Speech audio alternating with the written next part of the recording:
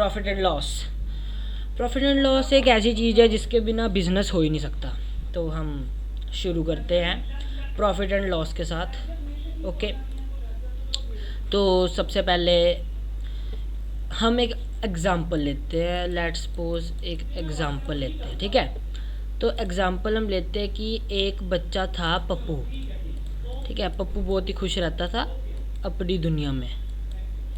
एक दिन पप्पू को उसकी मम्मी ने ₹10 का नोट दिया, तो पप्पू चला गया सीधा दुकानदार के पास। एक दुकानदार था टप्पू।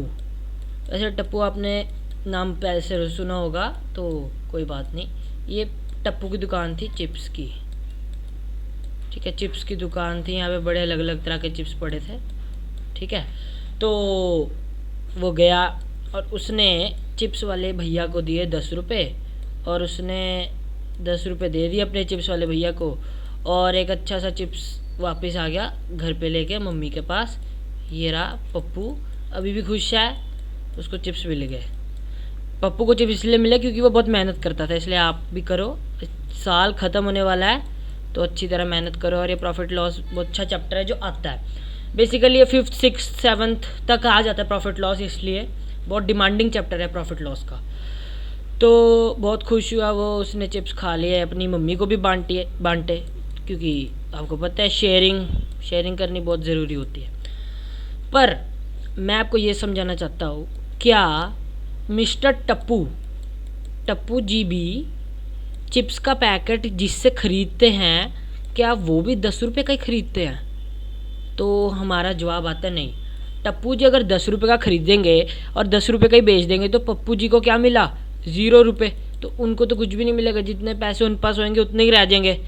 जैसे आपके पेरेंट्स काम पे जाते हैं, अगर वो उनका फैक्ट्री का बिजनेस है, अगर वो क्लोथ्स किसी मशीनरी से ख़रीदते हैं, इंडस्ट्री से, तो कपड़े, तो लेट्स सपोज उन्होंने 80 रुपीज़ का ख़रीदा एक कपड़ा 1 मीटर का, तो वो अगर 1 मीटर का ही आपको 80 रुपीज़ का बेच देंगे तो उनको पैसे तो मिलेंगे ही नहीं। तो आपकी स्कूल की फ़ीस वगैरह वगैरह कैसे भरी जाएगी? तो इसीलिए जो मिस्टर टप्पू हैं वो ख़रीदते एक बड़ी सी फैक्ट्री से जहाँ पे चिप्स बनते हैं, और वो इसको होलसेल कहते हैं। तो वो ख़रीदते हैं ₹8 के चिप्स। यस, बिल्कुल, वो ₹8 के ख़रीद के आपको दे देते हैं ₹10 के, ताकि उनको अब अगर आप 10 - 8 करेंगे तो बचेंगे 2 रुपीज़।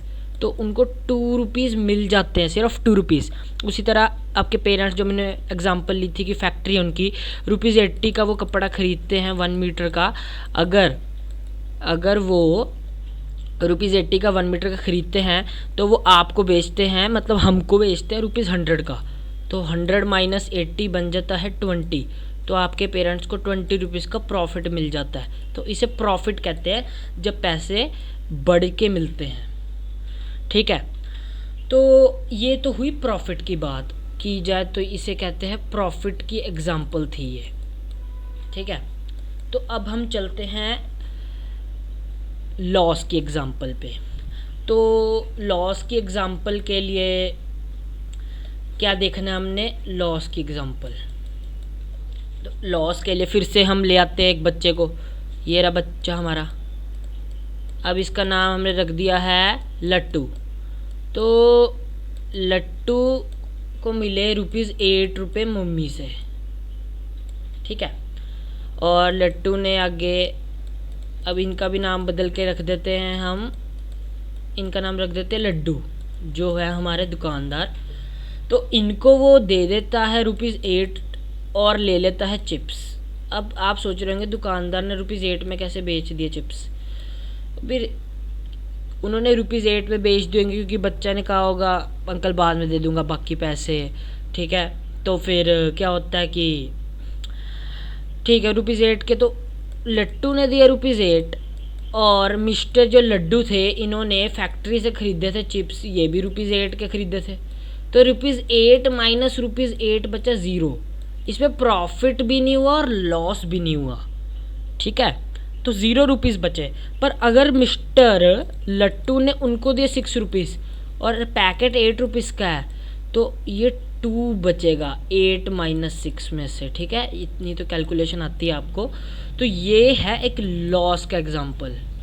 अब ये तो छोटे बच्चों का एग्जांपल हो गया। अब हम थोड़े बड़े बच्चों का एग्जांपल लेते हैं कि जैसे अब शेयर होते हैं, तो एक बंदे ने पैसे लगाए एक बहुत ही बड़ी इंडस्ट्री पे, मतलब बहुत ही बड़ी एक, चलो लगाते हैं, चलो आयरन के बारे में आपको पता होगा, आयरन की जैसे लोहा होता है ना, तो उस पर उसने लगा दिए, चलो 10 लाख लगा दिए, ठीक है, कितने लगा दिए, 10 लाख लगा दिए। अब उसने मतलब बड़ी चालाकी की, उसने फायर का काम नहीं कराया, ठीक है, अपनी इंडस्ट्री में। तो उसके कारण क्या हुआ कि फायर का काम तो कराया नहीं, तो आग लगी और इंडस्ट्री में बहुत सारी चीज़ें जल गई, तो उसको बहुत ज़्यादा लॉस हो गया, क्योंकि उसने 10 लाख रुपीज़ लगाए थे, वो सारी चीज़ें जल गई वहाँ पे, तो बहुत तगड़ा लॉस हो गया ना उसको। तो इसके कारण फिर ये हो गया लॉस का स्टेटमेंट। तो हमने 2 एग्जांपल्स लिए, एक लॉस का और एक प्रॉफिट का, दोनों चिप्स के पैकेट के साथ, एक आपके पापा की फैक्ट्री या कुछ भी काम हो सकता है, और एक हमने लिया एक दूसरा कोई बंदा था उसकी फैक्ट्री के साथ। अब हम अगले पेज पे चलते हैं, ठीक है। तो ये क्या बता रहा है कि Sunil is a shopkeeper, he buys the following articles from the wholesale market at given rates, ठीक है। एक ना सुनील एक बंदा है शॉपकीपर, तो शॉपकीपर है, जैसे मैंने बताया था ना, ये आप नहीं हो, ये सुनील आप नहीं हो, सुनील एक शॉपकीपर है जो दुकान चलाता है, वो होलसेल, मैंने बताया था ना होलसेल का नाम, ये होलसेल मार्केट से इसने प्रोडक्ट खरीदा।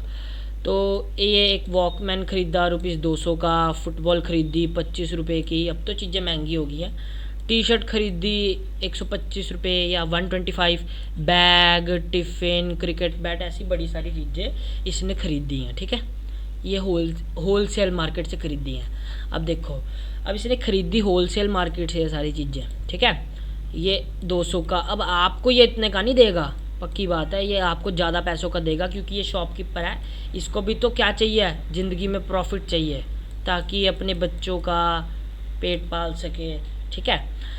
तो आगे बढ़ते हैं हम, ठीक है। अब देखो, अब आ गया है केस कि उसने बेचा कितने का। अगर हम देखें कि उसने ये 200 रुपये का ख़रीदा था वॉकमैन, अगर हम देखें तो देखो वॉकमैन उसने कितने का बेच दिया, 240 रुपीज़ का। कंपेयर देखो, मतलब कि 240 रुपीज़ का बेच दिया, 200 का था, अगर आप दोनों को माइनस कर दोगे तो 40 बच जाएंगे। देखिए 40 रुपीज़ का प्रॉफिट, कितना तकड़ा प्रॉफिट लिया है सुनील जी ने, देखिए दिख रहा है ना आपको। अब हम पीछे चलते दोबारा, अब हम देखते हैं कि उसने फुटबॉल देखिए कितने की खरीदी थी, 25 रुपये की, 25 रुपये की फुटबॉल खरीदी थी और बेच कितने की दी आगे जाके, 30 रुपये की। अभी आप माइनस करके अपना प्रॉफिट निकाल दीजिए। वैसे इसी तरह देखिए ये उसने चीज़ें खरीदी और बेची, अब देखें तो उसने चीज़ें खरीदी और बेच दी। तो पर एक आप चीज़ देखिए, ये उसने टिफ़िन ख़रीदा था 12 रुपये का। कभी कभी पता है ना क्या होता है, 12 रुपये का टिफ़िन ख़रीदा था। तो लॉस का एक और केस है कि जब किसी चीज़ के दाम कम हो जाते हैं, जैसे आप पोटैटो खरीदते हो, कभी दाम बढ़ जाते कभी कम हो जाते, तो प्रॉफिट लॉस वेजिटेबल सेलर का चलता रहता है। तो देखो अब उसको 8 रुपये का टिफ़िन बेचना पड़ा, क्योंकि ये सस्ता हो गया था, तो अब उसको लॉस हो गया, ये हो गया लॉस, ठीक है। कितना, 12 का ख़रीदा, 8 का बेचा, तो 4 बचा ना, तो 4 का लॉस हो गया, ₹4 का, यहाँ पे 40 का प्रॉफिट हुआ था। तो उसी तरह आप देख सकते हैं लॉस और प्रॉफिट किस किस में हो रहा है। आगे बढ़ते हैं हम इसी तरह, ठीक है। तो हम अब 2 चीज़ों के बारे में बात करते हैं, ठीक है, आपको भी मैंने बताया प्रॉफिट और लॉस। अब हम कुछ और इसके बारे में बातें करते हैं, ठीक है। तो हम शुरुआत करते हैं कि rate at which an article is purchased it's called CP, मतलब कि the rate at which article is purchased, इसका मतलब ये है कि किस दाम पे आप एक चीज़ को खरीद रहे हो। आपने चिप्स का पैकेट खरीदा ₹10 रुपये का, तो ये सीपी कहते हैं इसको। सीपी की फुल फॉर्म होती है, ये देखो लिखी हुई है, कॉस्ट प्राइस। सीपी की फुल फॉर्म होती है कॉस्ट प्राइस, आपने कितने का खरीदा, 10 रुपये का, अच्छा, अगर ये आप भी हो सकते हो और ये आपका शॉपकीपर भी हो सकता है। तो अगर शॉपकीपर लेना है हमने, तो फिर हम देखते हैं 10 रुपये का नहीं ख़रीदा, फिर हमने ख़रीदा 8 रुपये का, शॉपकीपर ने 8 रुपये का ख़रीदा। तो कॉस्ट प्राइस वैसे शॉपकीपर को ही होता है, ठीक है। तो कॉस्ट प्राइस 8 रुपये का ख़रीदा सीपी। अब हम चलते हैं अगले पे, ये है हमारा the rate at which an article is sold is called selling price. अब है बात कि जिस पे उसने आपको बेच दिया, सोल्ड कर दिया, मतलब सोल्ड का मतलब होता है बेचना, ठीक है। आपको कितने का बेचा उसने, ₹10 का, ये है एसपी। ये सारा शॉपकीपर का है, आपका कस्टमर का यहाँ पे नाम नहीं है कोई। तो शॉपकीपर ने 8 रुपये का खरीदा और आपको बेच दिया 10 रुपये का। उस तरह देखिए हमने देखा था वॉकमैन 200 का खरीदा, 240 का बेचा। फुटबॉल ऐसे इसी तरह, मतलब कि उसने खरीदा और बेच दिया आपको, ठीक है। तो अब हम देखते हैं आगे। तो अब वॉकमैन की बात करते हैं कि Sunil purchased Walkman for ₹200, he sold it for ₹240। अब देखो मैंने भी यही बताया था। अब हम ये अच्छी न्यूमेरिकल एक्सप्रेशंस के साथ देखिए, 200 का cost price, CP equal to ₹200 और SP जो है हमारे पास वो है ₹240, ठीक है। देखो अब वो क्या कह रहा है कि अब वो अपनी अर्निंग बता रहा है, उसने अर्न क्या किया है मिस्टर सुनील, ये सेलिंग प्राइस और ये उसकी कॉस्ट प्राइस। तो मिस्टर सुनील ने आपको अपनी अर्निंग बता दी है, ये देखो, हे आई एम अर्निंग 240 माइनस ₹240 मोर। तो the extra money earned by selling an article is called profit और गेन। अब ये प्रॉफिट की एक डेफिनेशन है कि प्रॉफिट कहते किसे हैं। ये थी सीपी की डेफिनेशन, ये एसपी की, और ये है प्रॉफिट की, कि extra money earned by selling. अब ये 200 का था, उसने बेचा 240 का, 200 का था, तो इसे प्रॉफिट और गेन कहते हैं, ओके। तो when selling price SP is greater than cost price we have profit. अब मैंने बताया था एसपी जब भी, अब आपको ये साइन पता होगा, ये ग्रेटर देन का साइन है। सीपी से जब भी एसपी बड़ी होती है तब हमारे पास प्रॉफिट आता है।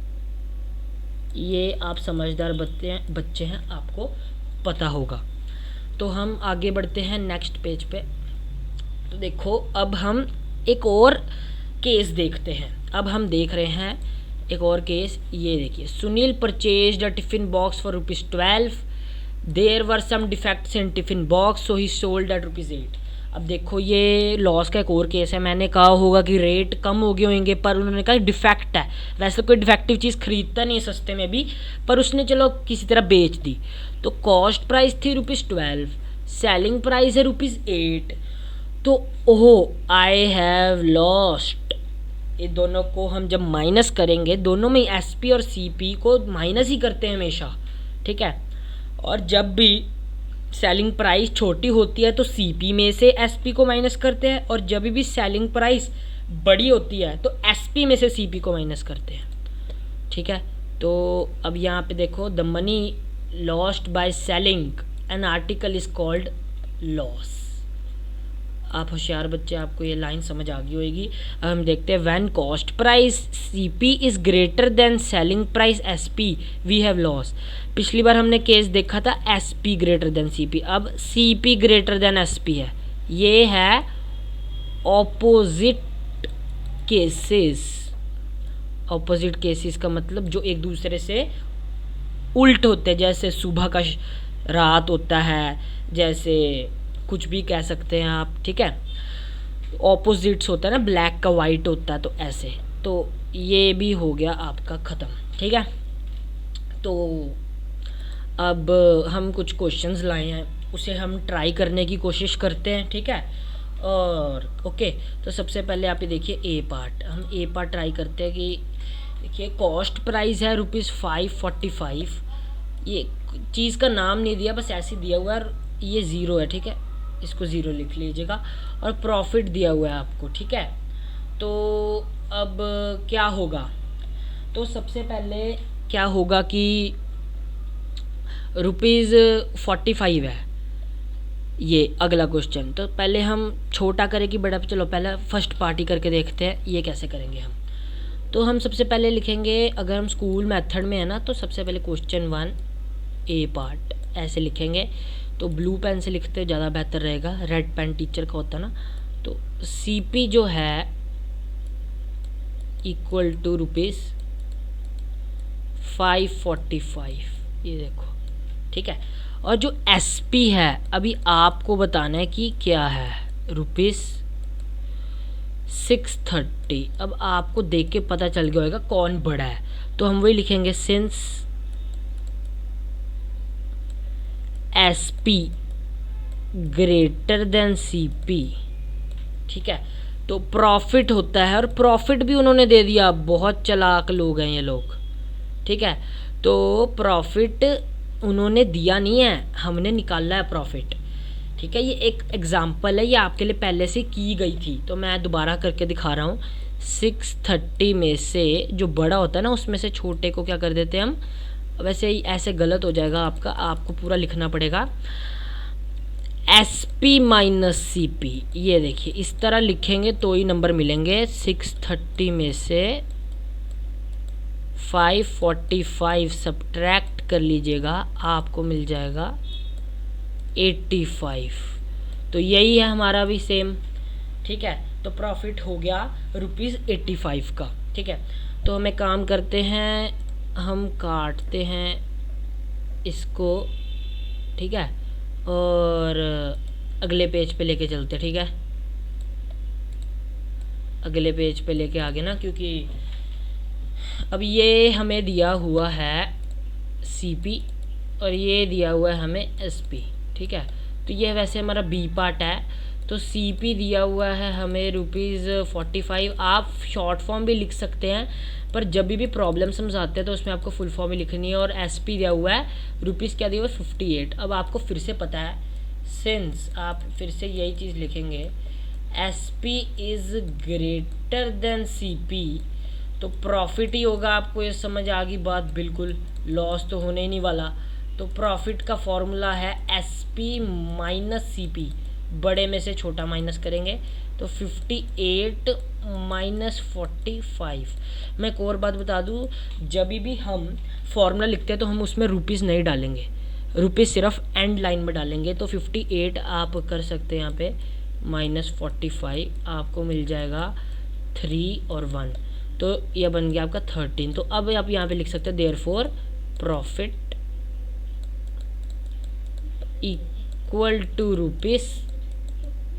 ₹13, ठीक है। तो ये भी हो गया। अब हम एक और पार्ट करके देखते हैं, क्या कहते हो।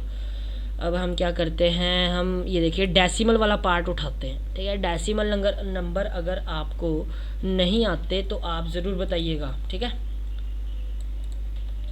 अगर डेसिमल नंबर नहीं आते तो बताना, ठीक है।